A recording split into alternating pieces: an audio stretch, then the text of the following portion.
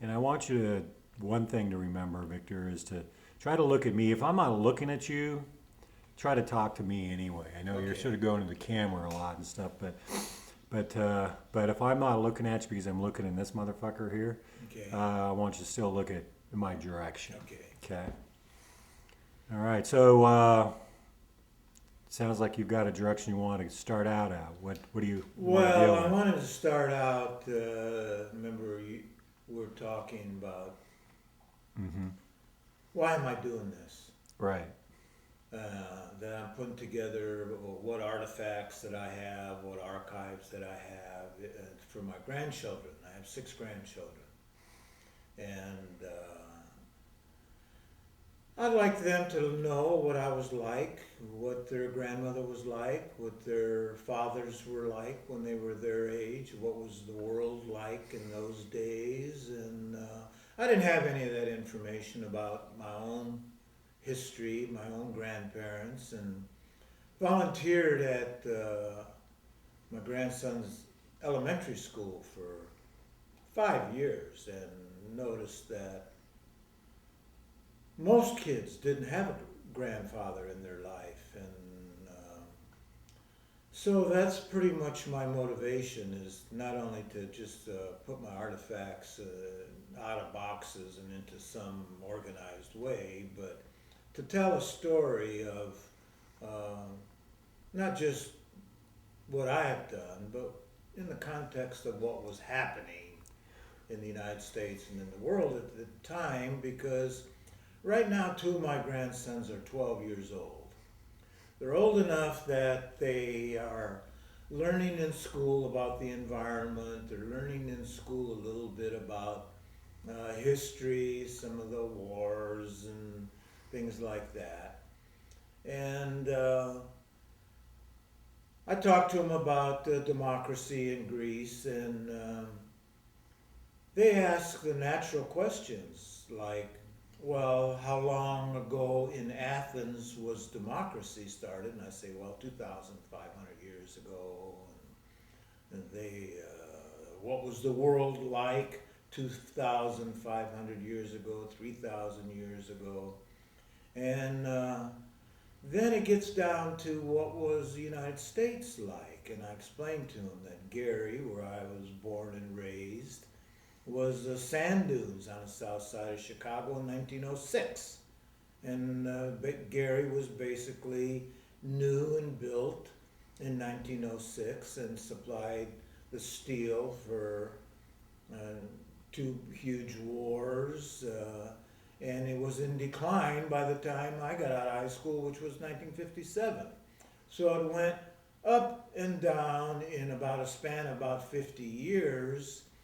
Then I showed him a picture, my 12-year-old grandson, of his father when he was about his age, when we were living in Astoria, Oregon, where I went fishing and caught some salmon and laid them out on the grass. And the salmon were this big, and I laid my son uh, next to him. The fish were bigger than he was.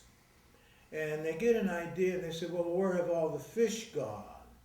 And how does Athens and Baghdad and Moscow and Egypt last all these centuries and thousands of years, yet here in the United States and Gary, 50 years it's up and down and gone and a Rust Belt ghetto. And Oregon, that there weren't even any white people here until Eugene Skinner came about 1850, when the federal government said any white people could claim any land that they wanted. And they say, well, Oregon, it was pristine then, and now, not even 150 years later, all the salmon are gone. The Douglas fir, which was a rainforest from Northern California to Alaska through Canada, is gone.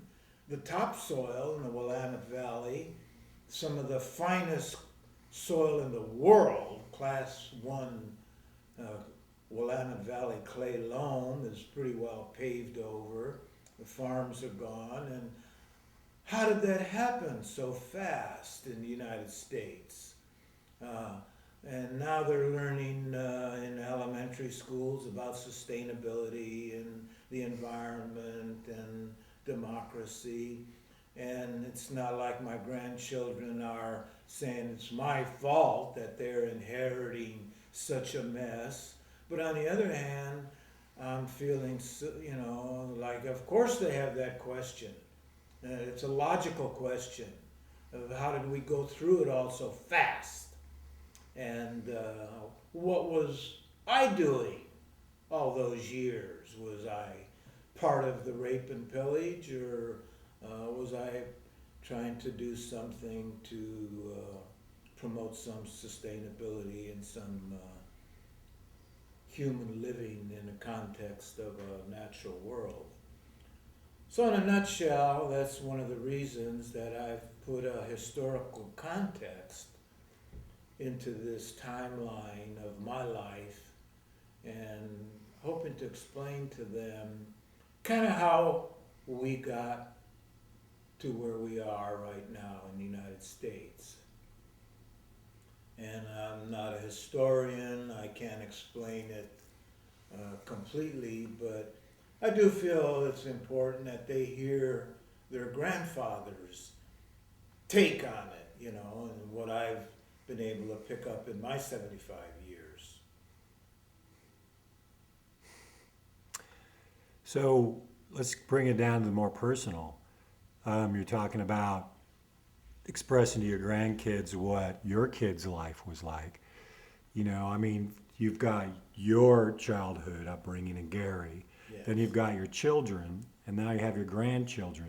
Maybe in sort of a thumbnail, explain how the children lives over these generations have changed. And what do you feel then maybe what the qualities were, when you were growing up, and maybe some benefits that they have now that you didn't have? I don't know. Just the differences between the three generations? The way what did you do with your children? When you had babies, as a father, what did you do with your kids? What are some of the trips you took? What are some of the adventures you had to let your grandkids know what you guys did? All of the times are different that we have our childhoods in. I hear old people say it was the good old days or the bad old days, and it's very difficult to compare the different generations. It is so totally different now. I basically grew up in industrial age. I grew up when there were smokestacks and oil refineries and heavy industry. The Gary Steel Mill now, that still exists, but it's a white-collar job. It's run by computers and robots. It's not belching steel, smoke. It's not an industrial age.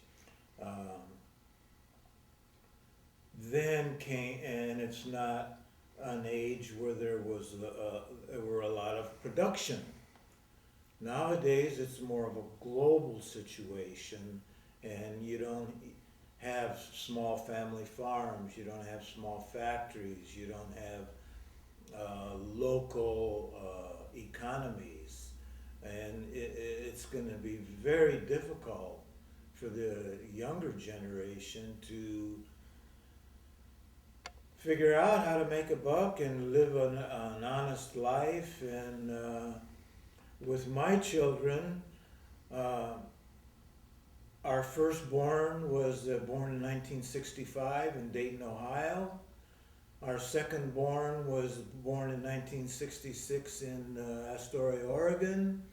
And our third son was born in 1969 in Washington, D.C. Three very different parts of the country: Dayton in the Midwest of Ohio, Astoria on the Columbia River meets the Pacific Ocean, and of course Washington, D.C. on the Potomac River and the Chesapeake Bay on the East Coast.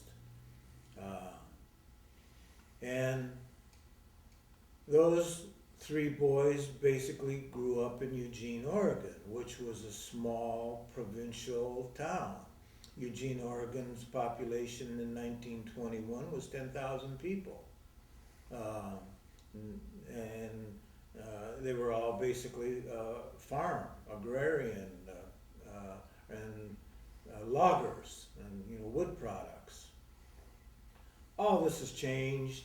It's the young people are going to have to find a way themselves. Just like I saw no opportunity in Gary, so I left. Gary, I didn't want to work in the steel mills. I didn't want to go in the army.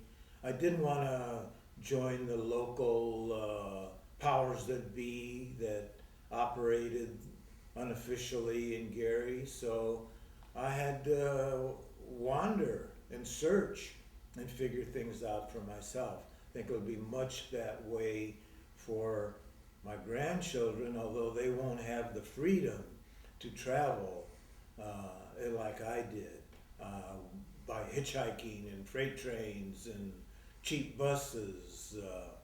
The security now situation, the word terrorist has clamped down all movement, and it's going to be very difficult, very challenging. I'm not sure how my narrative to my grandchildren will help them. But I'm hoping that if I can give them some historical perspective, some moral perspective, maybe somehow they'll find some strength in that for their own trials and tribulations, which they will have. And as we have squandered all of our resources in this country, the youth who are inheriting the dregs of that squandering are going to have to figure out how to they're going to have to find some strength somewhere of how to put something together. And if this narrative gives them any kind of support or any kind of moral compass, then time well spent. And that's why I'm doing this, basically. Talk about morals and, and the kind of man or woman, maybe, what kind of advice would you give your grandchildren or any other children in this day and age when there's so much constriction on movement and mind and thinking, and if you're someone who does have a sense of, your own independence and your desire for freedom, how is that specific individual going to be able to live a life that is somehow honorable in a way? I mean, how are you going to, what kind of character you have to have? What do you have to look upon and pull upon? Times will be very different for each generation, but some things stay the same. Some things don't change from ancient Athens 2,500 years ago to now. Each person gets the choice to decide what is right and what is wrong. I believe, democracy believes, that people are born good. We're born with a conscience. We're born with a sense of justice. We have our own measurement of what is right and wrong. What will you do? What won't you do? What does it mean to do the right thing? What does it mean to listen to your conscience? What does it mean to be the kind of person that you want to be? And that means getting outside of the current discussion, which is about stuff. And a lot of the personal identity, it has to do with the toys in your life, the technology, the material possessions. But what kind of person are you? What kind of person do you want to be? Do you want to be kind or cruel? Do you want to be loud, or do you want to be quiet? That is an individual choice that has not changed from ancient Athens to today. And no matter how sophisticated, and I know a lot of the younger people think, oh, well, that happened in the olden days. It has no relevance to me today. It doesn't matter what happened then. That today it's a whole new ball game, and that is all of no consequence in how I'm going to deal my life. But we're still just human beings, and more unites us than divides us. I don't care if you're a kid in Russia or in Oregon or in Afghanistan or Iraq. You have the same kind of aspirations. You have the same kind of feelings of what feels right and what doesn't feel right. And how much will you sell out? How much will you sit on the fence? What will you stand for? Who are you? Now, these are the questions that are timeless. Talking about like today's technology and how it sort of wraps around our children, you know, and the screens that suck their eyes in and sort of sucks their souls out sometimes, it feels like. I mean, they're. Let's wait there. I guess I want to get to the point of like the daunting task of trying to find out your own identity when pop culture through these screens and media and everything are defining for you who you are. We've never had that before when we were children, you know, to the level that it is now. And so maybe we can talk about, I don't know, screens and technology, and Okay. maybe because to me it's one of the biggest ones for our children, I think, you know. And so that talk a little bit about the effect that you've been seeing with the technology and the screens that children are looking at almost 24/7 these days. My grandchildren live in a world that currently is the result of many decades of accentuating the individual as opposed to the group. The American ideology from Hollywood is rugged individualism, raise yourself by your own bootstraps. You can do anything you want to do. You can be anybody you want to be. This has been the drumbeat.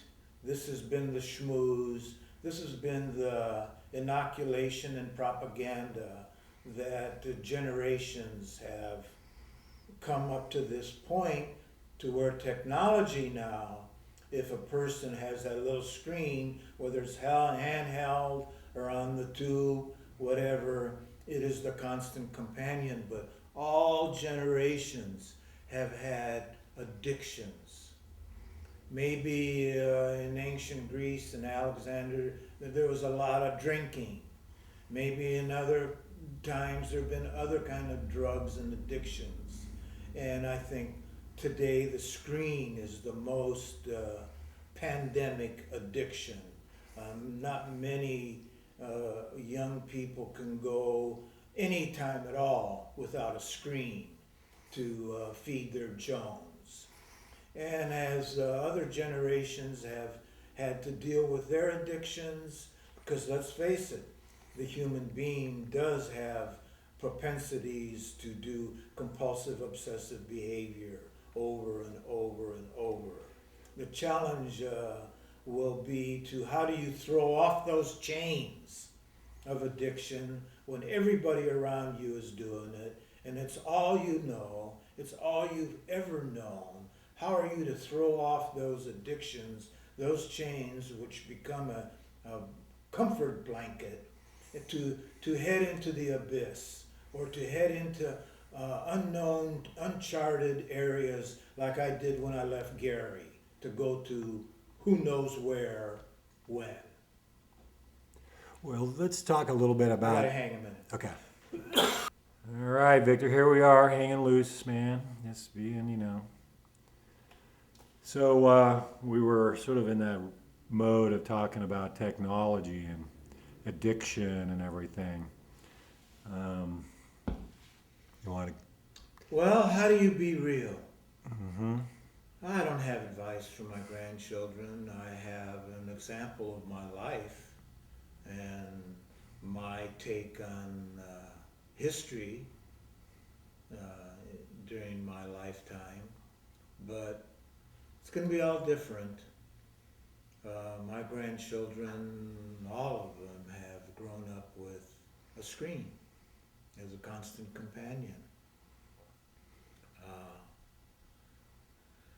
yes, I didn't know anything about the outside world when I was their age. I was immersed in my neighborhood in Gary, but in some ways, my grandchildren are more isolated than I am because of the technology.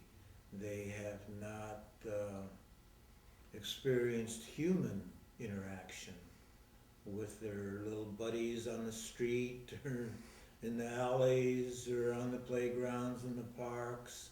Their relationship has been with a screen that is giving them constant input and largely creating a lot of their ideas of who they are and how the world works and how people behave to each other. And it's going to be difficult to deprogram all of that programming, and it won't happen quickly. It's going to take a lot of re-education to start to relate to human beings and not screens. Perhaps when the American Empire is in its last stages of implosion, and perhaps the internet won't work or cell phones, towers won't work, it will force people into actual human interaction with the people in their vicinity, their neighbor, who may not share the same ideology or the same values, but yet they're going to have to deal with each other. I think that will be the toughest part, and I think that's why if I can give anything to my grandchildren is some questions about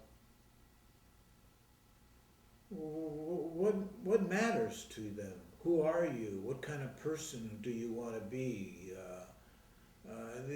These sound like trite questions, but they're difficult, and they take a lifetime sometimes to figure out. But that's the job.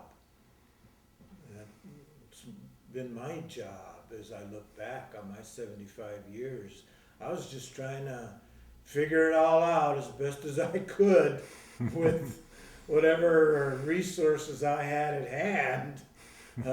Being confused a lot, being unsure a lot, trying to make sense of what seemed to me a pretty crazy world, trying to stay peaceful in a very violent society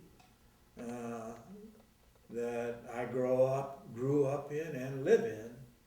And I think these are some big issues because my grandchildren have become so dependent upon the technology to define their values. Hollywood has had such a pervasive input on everybody's life, and Madison Street, the advertising industry has schmoozed people to believe in a certain way, and it's going to take a long time to deprogram that. Alcohol, nicotine, sugar, the great addictions, really are different than the technology addiction because as much as alcohol and nicotine, sugar, etc.,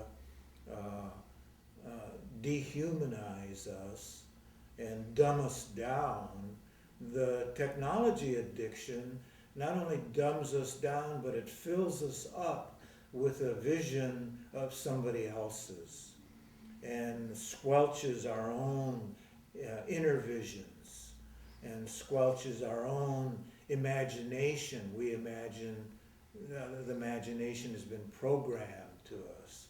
And it's very difficult for my grandchildren, all the youngsters that I see, to really separate fantasy from reality. They have not had to spend much time with reality.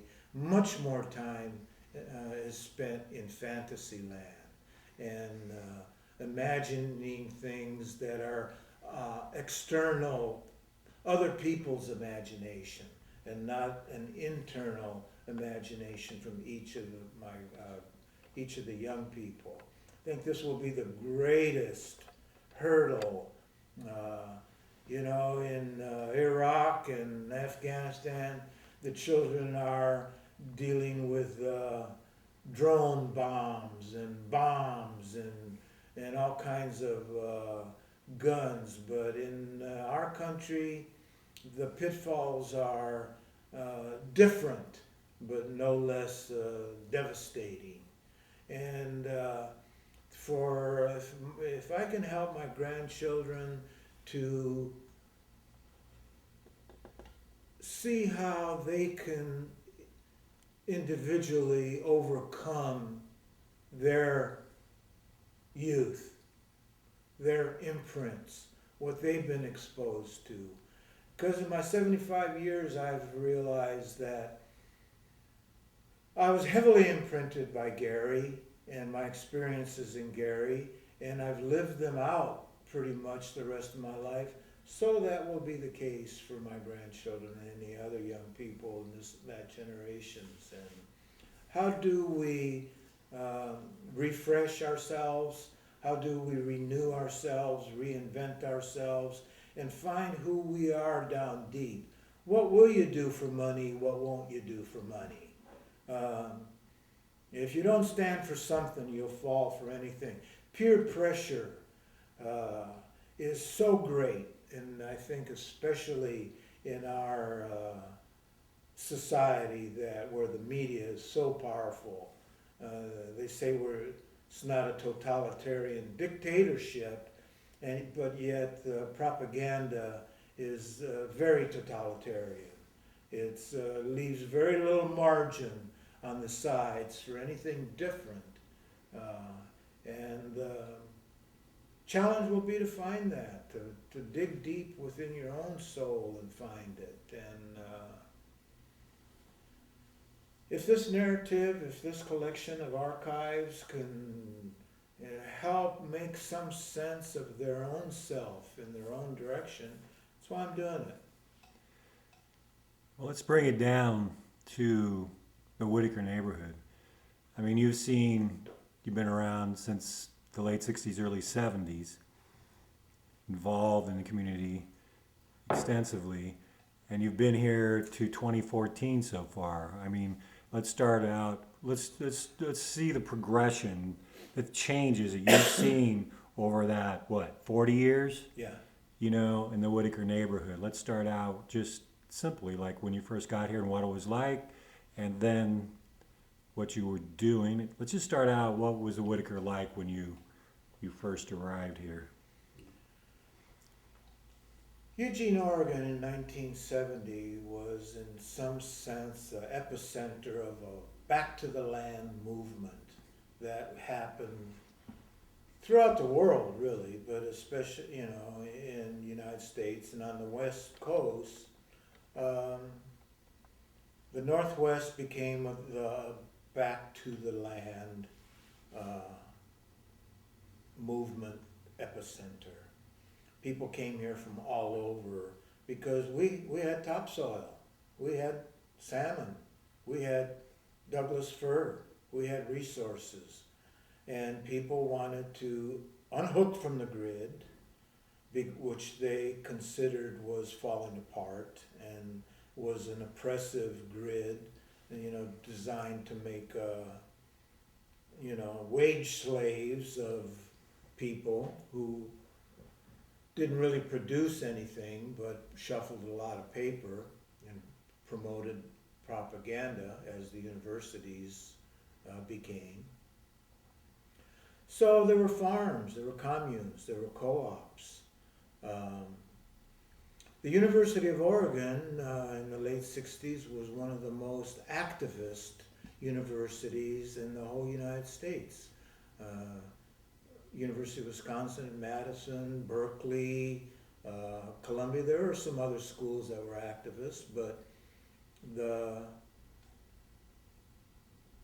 student body president, his name was Ron Ekus, was against the war in Vietnam and actually went to North Vietnam to show his solidarity and that to show those people that America wasn't a monolithic society and everybody opposed, everybody wanting to bomb Vietnam to oblivion.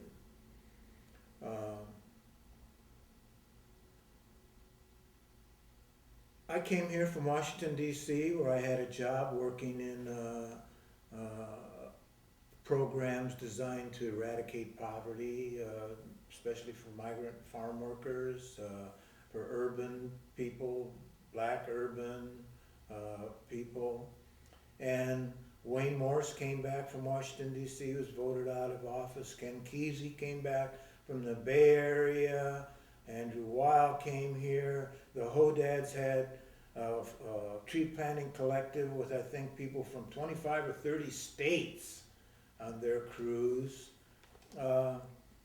This neighborhood, Blair neighborhood, was basically just a residential neighborhood with a lot of vacant buildings. I left the university, it was going the way of being a sports empire, and it was downsizing all kind of education and social action programs. I came to this neighborhood looking to quit working on my PhD at the university and doing something different. I wasn't sure what. Just knew I wanted to bail on the university. It was becoming something that I didn't want to be part of. I went to the Tiny Tavern, just cruising around, and at that time Lucille Johnson owned it, she had since its opening. The Tiny Tavern was the second oldest liquor license in the state of Oregon, at least in Lane County. Lucille Johnson, who owned the Tiny Tavern since its inception, had run a speakeasy during Prohibition across the street in what is now Papa Soul Food Kitchen. It was when alcohol was prohibited, like marijuana is now, and there was an underground culture of alcoholism. The Blair neighborhood was at the forefront. I went and had a bowl of chili, which was the best chili in town. I was looking out, and I saw this little vacant building, and had a little sign in the window said, "For rent." A little 3x5 file card, and had a phone number on it. And it was the building. It was across the alley from the Red Barn, which at that time was just a shack behind a big 2-story building that you couldn't even see. So I remember I went and got that 3x5 card out of the window, and I went back over to the Tiny Tavern, and I called the number, and the guy said he wanted $100 a month for that building. It was vacant. It was just a shell of a building. That's the ice cream place or the island? No, it was what is now the Japanese bar. Mm-hmm. Right. That building. Right. And it had been very many things in its history, but it was vacant. And I called them up, and I rented it just as a place to live, because I wanted to make a change in my life. I wasn't sure what I was going to do at that time. What was hip was garage sales. Even Kesey wrote a book called Kesey's Garage Sale. But I thought it was a cool thing because it was getting people into other neighbors' yards, and they were talking about the junk and getting to know each other, and it was a social thing. And so I thought, well, how about all these people that can't have a garage sale because they live in an apartment or some inappropriate place, or don't maybe have enough stuff. I said, what I'll do is I'll make a permanent garage sale here. And people can bring their stuff, I'll sell it for them, I'll take a commission, and that way I could get some I could get some things in because I didn't have any money. And so I called it George's Garage Sale, and it became George's Garage, which became not, by day it was a secondhand store. By night it was a meeting place for all the local activists, back to the land people, the people from the co-ops, people from around, people who wanted to do something. They had come to Eugene from somewhere else because they wanted to do something different that wasn't part of that corporate culture, wasn't part of that university elitist mentality, but was more of a people-oriented, working people working together to bootstrap. So we had a live radio show out of there at night. Kesey read his stories, Andrew Weil gave health tips, we had music. It became quite a night spot. In the blues lexicon, in the blues language, it was a blind pig. And blind pig in the blues language means, by day it might have been a barber shop or a beauty shop or a store, but in the back might have been a big warehouse, and by night that warehouse became a blues venue. And they were all over South Chicago, and as a kid I'd say, where's the blind pigs in this hood? I want to hear some good stuff. So in many respects, George's Garage was the blind pig. It was a business by day. I was open from, I think, noon to 6 for buying and selling of merchandise. And then all the other times it was, we had a bulletin board for rides, for goods to be traded, farmers out in River Road, Santa Clara, promoted what they had to sell. Anyway, it became a hub of a local information network of freaks, hipsters, freaks, hippies, back to the land, whatever you want to call them. There was a real movement amongst the people for change. And Willamette Street had been an epicenter. There had been, Bill and Cindy Wooten had done the Odyssey Cafe, there was the People's Cafe, there was the People's Garage, there was the Wow, and it was getting paved over. The powers that be knew how to get rid of those hippies. They would just pave over Willamette and knock down all those buildings. It was called urban removal. And so a lot of people were displaced, a lot of people were displeased with the university, which was making a huge corporate turn towards sports and corporate shills. And so people were on the move, which I think is going to be the case with my grandchildren's generation too. The lid has been down on them for so long. It's going to take them a while, like it took me a while in the 50s, for this groundswell, this people's movement, this whatever you want to call it, to germinate, to come together. At first it will be, as it was then, scattered and disconnected, and each person trying to figure out their own little way. But George's Garage became a place where a lot of this could come together, and eventually we had the resources together to buy the Red Barn and the building next door, and we had the resources to buy the building across the street, which is now the Pizza Research Institute, and we had an ice cream parlor there, and we made all social places where people could gather, exchange music, goods, ideas, whatever. But people need a place to meet and greet.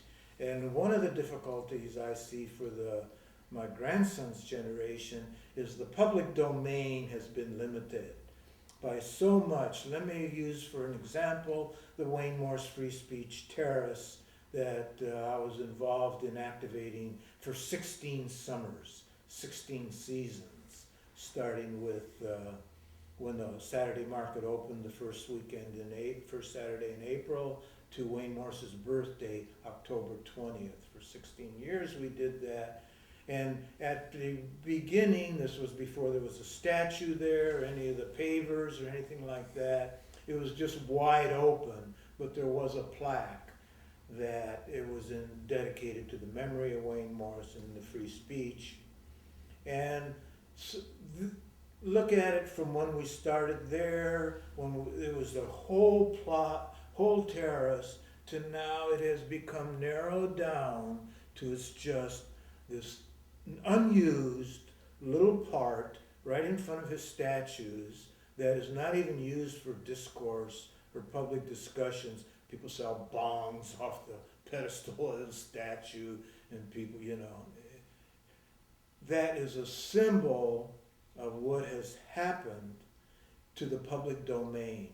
Want to sell off the eWeb property, prime, waterfront, people's turf to the highest bidder, some Nike buddy. They want to sell off the stadium, Civic Stadium. Schools are being sold. Lincoln School up the street here was a hotbed of discussion. Had a great auditorium, heard a lot of beautiful music there, heard some great speakers, heard Howard Zinn there, Wayne Morse took him there. We're losing the public domain, and getting in exchange the internet and the web and a screen, but there's no substitute for turf. Sort of the commons, I guess some people would call that. The commons, yes. Well, and then you've got downtown. Here we go. You had associations with Ken Kesey, and there's the Kesey Plaza, which is now also being taken over by the city and the police and food carts. Well, it's very interesting. Eugene downtown really only has two statues. One statue of Wayne Morse, the other statue of Ken Kesey. Okay, if they're the two icons of this town, what did they stand for?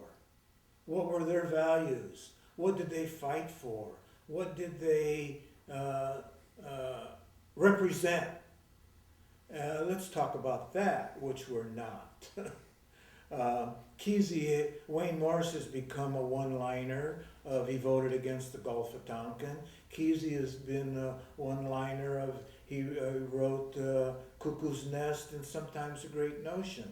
But both of them were dedicated for all of their life, right up until their death, to social activism, to getting people together to advocate for themselves against the system. Kesey called it the syndicate. Wayne Morse called it the warmongering establishment, whatever you want to call it. What is the counter to that? And now interesting that there's two statues, but there's no free speech or public discourse going on with Wayne Morse's, and Kesey's sitting there reading to the kids in his statue, but they're both heavily militarized zones now, where the police have dictatorial powers. They can banish you, they can exile you, they can harass you with impunity. And I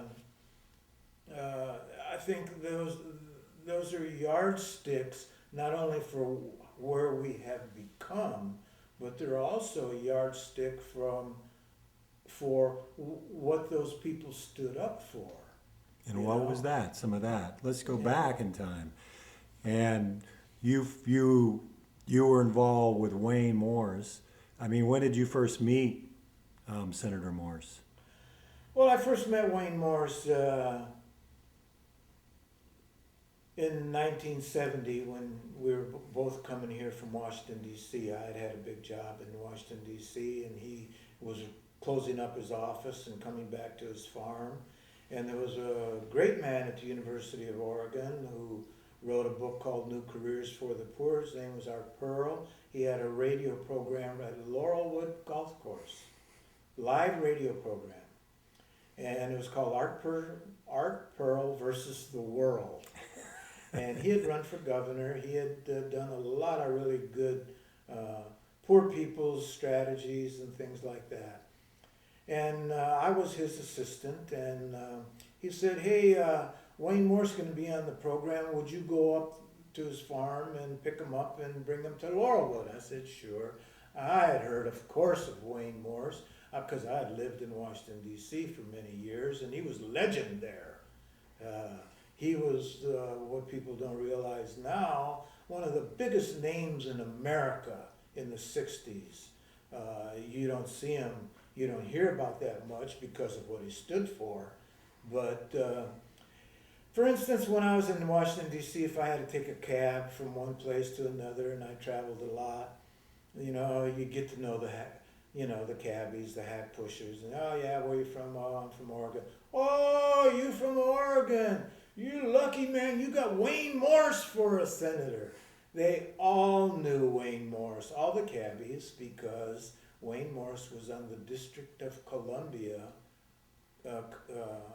committee, which the District of Columbia is run by a committee of the Senate, and he was on it. And he was always sticking up for all the black people in D.C. Even though he didn't have any black constituents in Oregon, he was in the forefront of all the civil rights legislation and for black people, and they all knew it, and they all loved him. And I got props just from being, so I knew him really, what I knew of him. I had worked in all those anti-poverty programs for many years, and everyone recognized that he was the father of all the Office of Economic Opportunity, so-called War on Poverty programs. He never took big credit for that. He wasn't a, you know, pat myself on the back, chest thumping kind of guy. He did the work quietly and for the people quietly. In that respect, he was quite outspoken against wars and warmongering, but I knew of him. But anyway, make a long story short, I went up to the farm and picked him up and took him to Laurelwood, and we hit it off right immediately. I mean, I wasn't just a kid. I had a wife and 3 kids. I'd been in D.C. I'd traveled all over. I was a streetwise person. I was an ethnic person, but I was also academically educated. So I became his friend, and he would call me to drive him. I drove him all over the state. We went to the Pendleton Roundup, Eastern Oregon, Portland many times. And when we'd have guests come in, I'd pick them up at the airport with them. In fact, the name William O. Douglas just came up. I was watching this documentary, and William O. Douglas was a Supreme Court justice, and and he was a very close friend of Wayne Morse's. And his name came up in this is an aside, but a documentary I was watching 2 nights ago, Muhammad Ali, who I love because I'd known since he was a little kid, in Louisville, Kentucky, and I was going to school at Indiana University, which is about 75 miles away. But anyway, when he was the champ and his crown was taken away because he was refused to be in the draft, for 3.5 years they drug his case through the courts till it finally got to the Supreme Court. And in the Supreme Court, the vote was going to be unanimous against him until William O. Douglas brought up a point that had been completely lost. And that point that he brought up was a technical matter, but what it did is it forced all the other Supreme Court justices to have to change their vote. And Muhammad Ali was found not guilty and was free to go. He was getting ready to go to jail. So William L. Douglas was just one of many people that I got lost. You know what we're gonna do?